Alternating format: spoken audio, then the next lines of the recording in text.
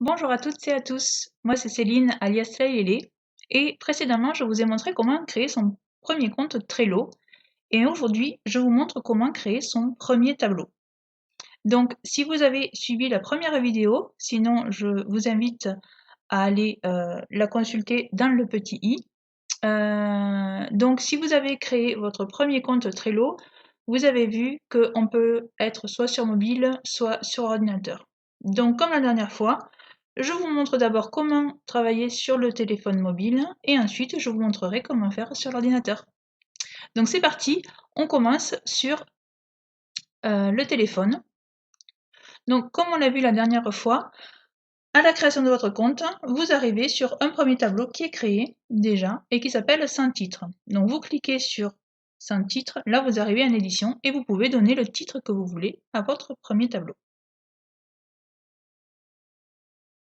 Donc là vous allez avoir trois listes déjà créées, à faire, en cours et terminé il me semble. Donc là vous allez renommer vos listes.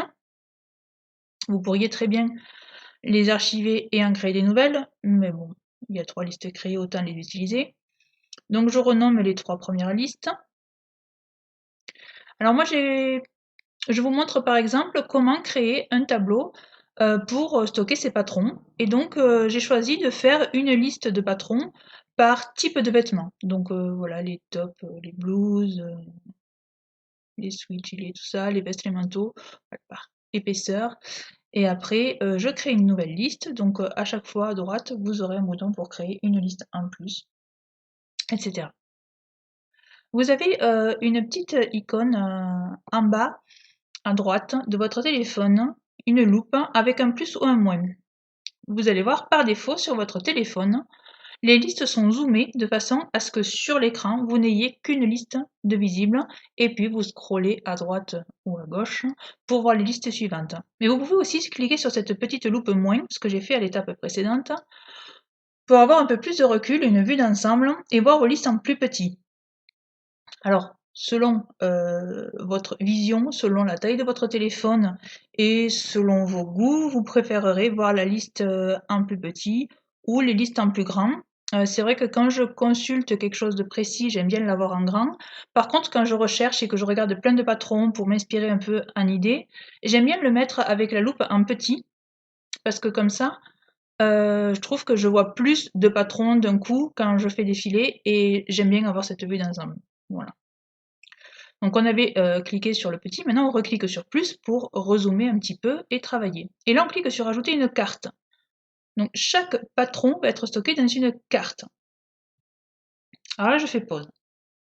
Je vous explique un petit peu le principe que je vous ai aussi normalement déjà expliqué dans la vidéo pour vous montrer comment j'utilisais mes patrons, enfin Trello pour stocker mes patrons.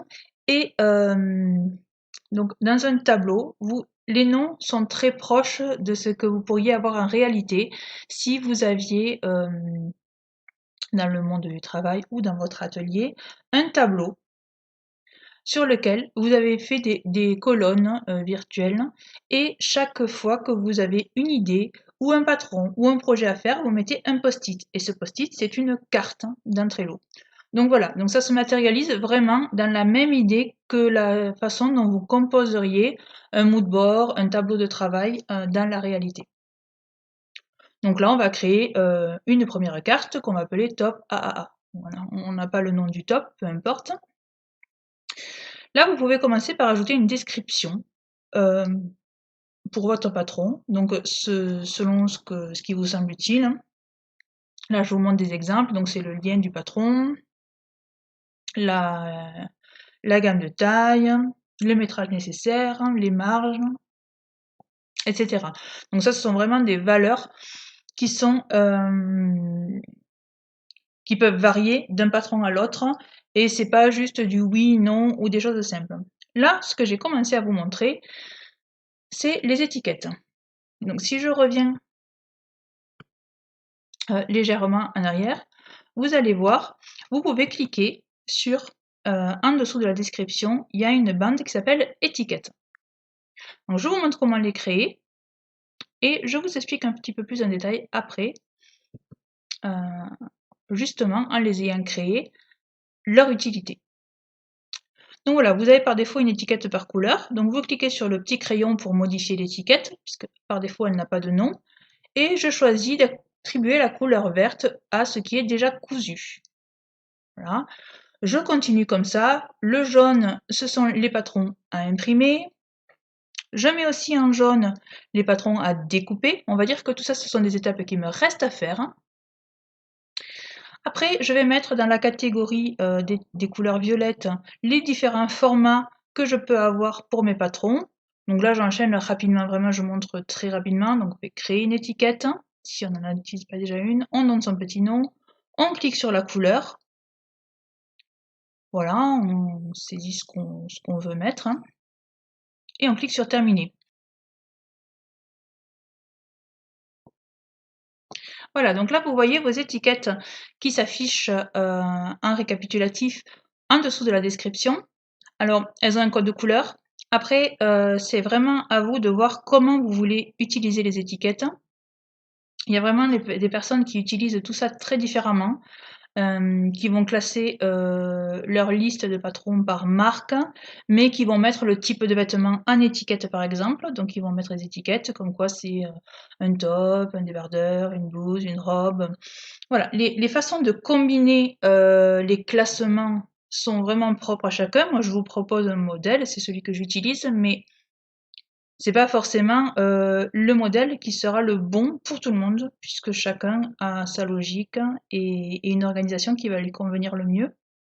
Moi, j'ai choisi donc de saisir comme ça, vous verrez dans le patron, dans le tableau des patrons gratuits que je mets à disposition, donc vous pouvez voir dans le lien en description, j'ai pris cette même logique de mettre des premières étiquettes sur l'avancement du projet. Est-ce que je possède déjà le patron? Est-ce qu'il faut que je l'imprime, que je le découpe? Est-ce que j'ai déjà réalisé le patron, etc.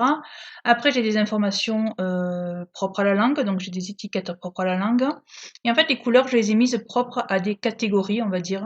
Le violet, là, c'est pour les formats de patron qu'on a. Ça pourrait être du magazine, du patron pochette. On peut référencer tous les patrons qu'on a.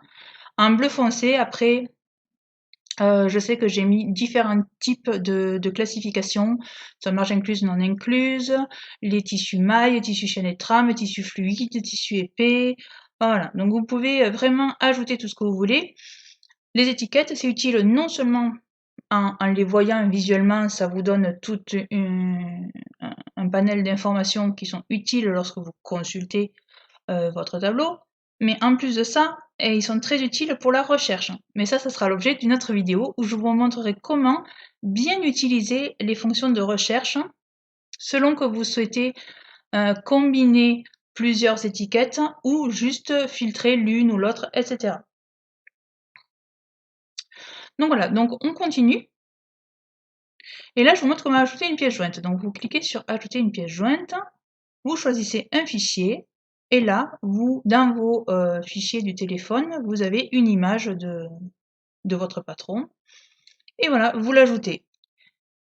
Et comme ça, vous avez votre première carte, le top AAA, avec tout un panel d'étiquettes. Donc pour l'instant, on ne voit que la couleur, mais je vous montre, pareil, dans une prochaine vidéo, comment afficher le texte de ces étiquettes par défaut, puisque sur le téléphone, par défaut, on ne voit pas le libellé des étiquettes. Ils pensent que ça prend trop de place. Et toujours pareil, selon la logique des gens, certaines préfèrent ne voir que les couleurs. On voit l'image en couverture et on voit qu'il y a une pièce jointe qui est l'image couverture, mais on pourrait mettre aussi joindre les PDF si on veut stocker ces PDF dans les cartes. Sachant que sur Trello, avec la version gratuite, vous pouvez stocker des fichiers, que ce soit des PDF ou autre format, de la taille maximum de 10 mégaoctets. Donc c'est 10 mégaoctets par fichier. Donc vous pouvez en cumuler plusieurs de 10 mégaoctets.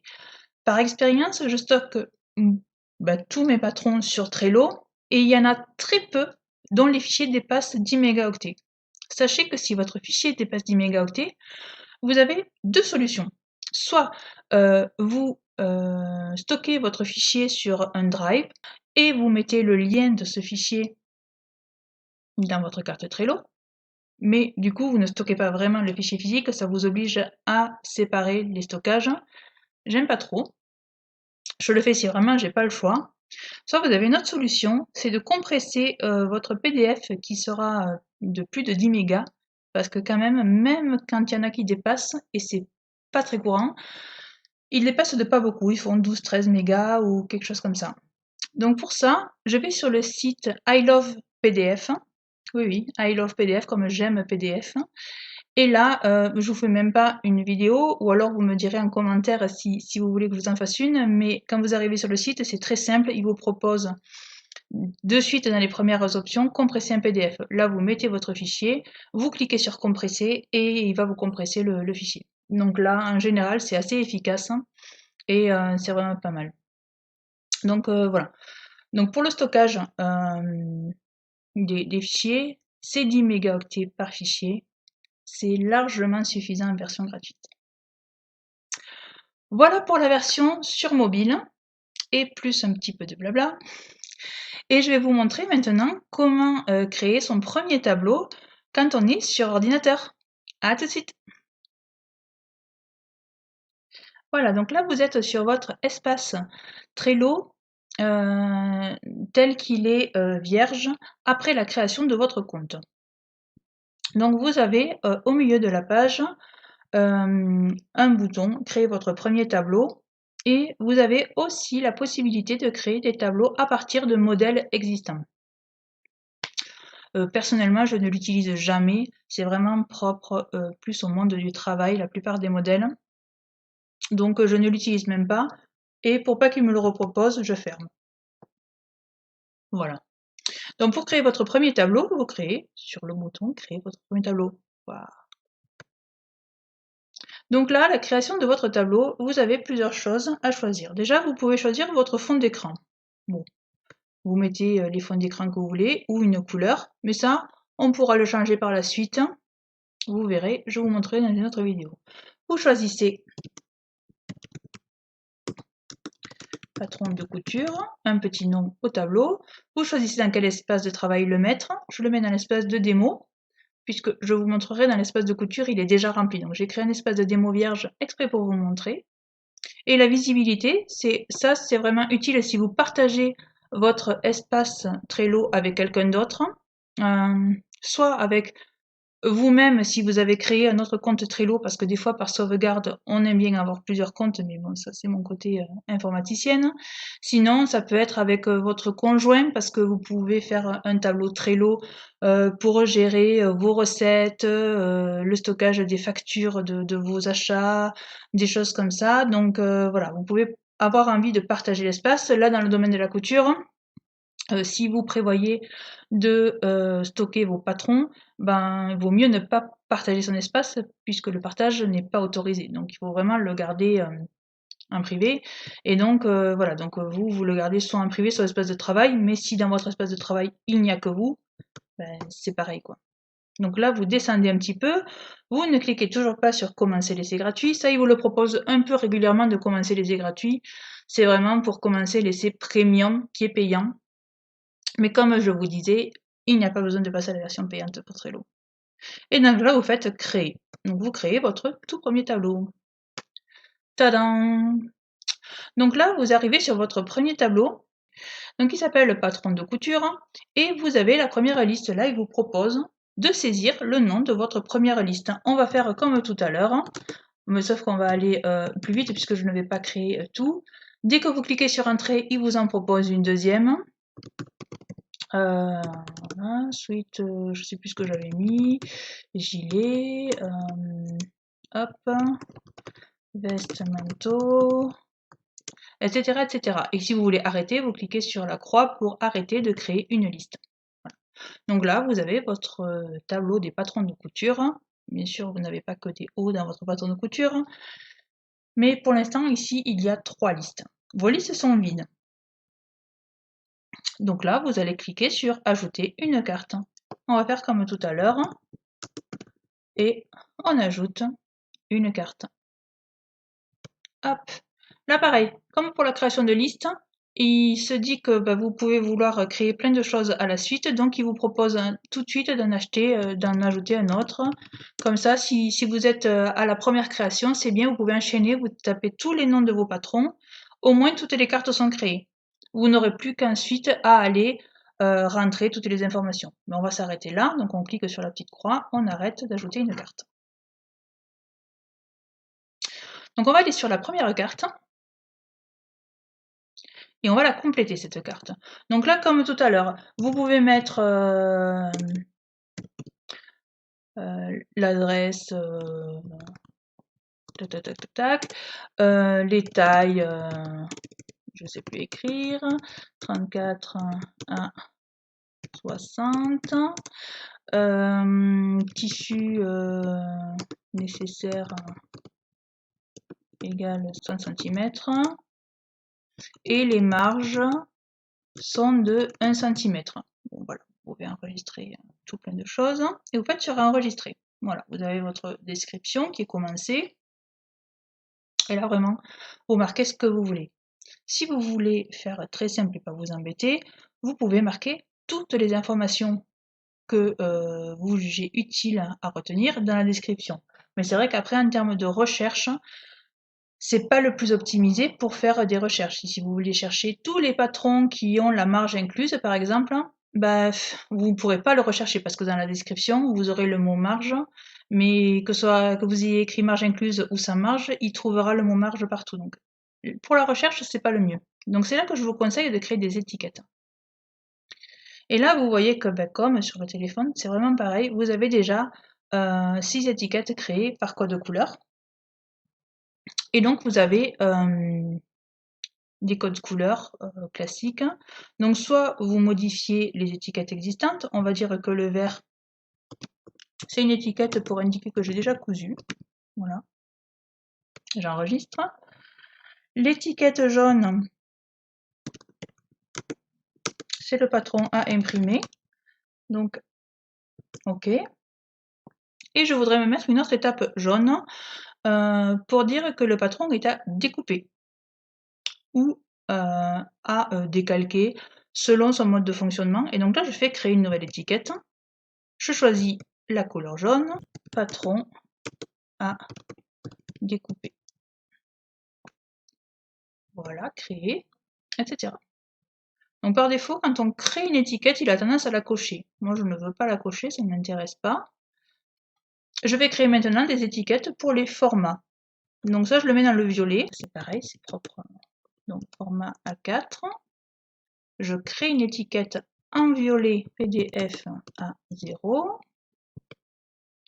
Créer une nouvelle étiquette PDF projecteur. Ça, c'est pour celles qui sont passées au projecteur, etc. Donc je décoche celui-là, je coche A4, etc. Je veux créer des étiquettes, ça je les mets en bleu foncé, que les marges sont incluses. Je crée une nouvelle étiquette pour dire marge non incluse. Je la mets en bleu foncé et je fais créer. Si jamais il me venait à l'idée de vouloir changer de couleur pour une catégorie, ou si je me suis trompée, imaginons, je l'ai mise à la mauvaise couleur, il suffit de la changer de couleur, faire enregistrer. Et ça va se répercuter sur toutes les étiquettes de votre tableau. Sachant que les étiquettes que vous créez là sur une carte, ce sont les étiquettes du tableau. Donc si vous créez un nouveau tableau, il faudra le refaire. Par contre, pour toutes les cartes d'un même tableau, ça sera valable. Alors vous verrez, les cartes se classent par ordre des couleurs telles qu'elles sont rangées ici. Ça paraît, ça peut vous servir à savoir comment ranger et comment définir vos étiquettes. Donc je choisis par exemple de créer des étiquettes comme ça. Et là, ma carte est déjà créée. Maintenant, je peux vouloir, par exemple, ça je ne voulais pas montrer sur la version mobile, mais c'est exactement pareil, vous créez une checklist. Vous pouvez créer étape de projet. Si vous voulez, pour tout patron que vous créez ici, vous faire des étapes, ne serait-ce que pour la préparation, vous mettez est-ce qu'il faut acheter le patron ou pas, mais ça en général on en a les patrons. Sinon c'est imprimer le patron, décalquer si vous le décalquez. Moi personnellement j'imprime Ah oui, et j'assemble, assembler le patron, si c'est un A4 ou un A3. Ajouter. Donc là, c'est une étape qu'on fait avant de décalquer. Donc avec la souris, on fait glisser au-dessus. Comme ça, vous pouvez réorganiser vos listes. Voilà, on l'assemble, on décalque. Et puis, voilà. Donc on peut se dire qu'on finit là pour les étapes propres au patron. Après, on peut se faire des fiches projet parce que même patron, on peut le faire plusieurs fois, et donc pour chaque fiche projet qu'on peut faire, dans un autre tableau par exemple, on se fait les étapes de décalquer sur le tissu, de découper le tissu, préparer les pièces, c'est-à-dire les surjeter, faire les pinces, les fronces, les choses comme ça, et se faire toutes les étapes de couture comme ça. Voilà, ça peut être une idée aussi. Donc on peut faire des checklists comme ça, et ensuite on peut ajouter une pièce jointe. Pour ajouter les pièces jointes, vous avez deux possibilités. Soit vous cliquez sur le bouton pièce jointe. Là, vous choisissez donc soit d'ajouter une pièce depuis un drive. En gros, vous avez Dropbox, Box, OneDrive, ordinateur, Google Drive. Et l'ordinateur, c'est depuis votre ordinateur. Ou alors, vous pouvez ajouter un lien. Mais bon, un lien, ça reste un lien, ça ne vous téléchargera pas la pièce. Et donc, on va cliquer sur ordinateur. Rechercher son patron, voilà, où on le classe, etc. Et je vais mettre ce PDF là par exemple. Donc là, ça m'a joint le fichier PDF. On peut aussi ajouter une image. Donc soit vous allez pareil la chercher sur ordinateur, soit je vous montre la deuxième possibilité. Donc pour ajouter une image, donc par exemple, vous êtes sur Google Images ou sur le site du patron que vous avez téléchargé, peu importe, et vous prenez votre image, vous faites clic droit, copier l'image, vous revenez sur votre carte et vous faites CTRL V, ce qui est l'action de coller. Vous faites CTRL V et là ça vous colle automatiquement l'image que vous avez copiée précédemment. C'est pareil, si vous faites une copie d'écran, si vous avez ouvert votre PDF, vous avez votre tableau détail ou des instructions que vous voulez conserver, faites une copie d'écran et vous revenez ici, vous faites CTRL V et donc ça vous collera l'image que vous voulez. Donc là, il la met en image de couverture, donc il propose de la supprimer. Mais nous, on la garde en image de couverture. Voilà, donc vous fermez votre carte et là, vous avez donc votre première carte créée dans votre premier tableau. Donc nous voici maintenant sur deux environnements différents avec notre premier tableau et nos premières cartes créées. Donc je vous dis à bientôt pour vous montrer comment personnaliser un peu plus la création des cartes et notamment comment utiliser le modèle de patron existant que j'ai déjà créé, dont le lien est en description si vous voulez chercher. Et après, tout ce qui va être petite personnalisation, astuces, trucs utiles, etc. À bientôt!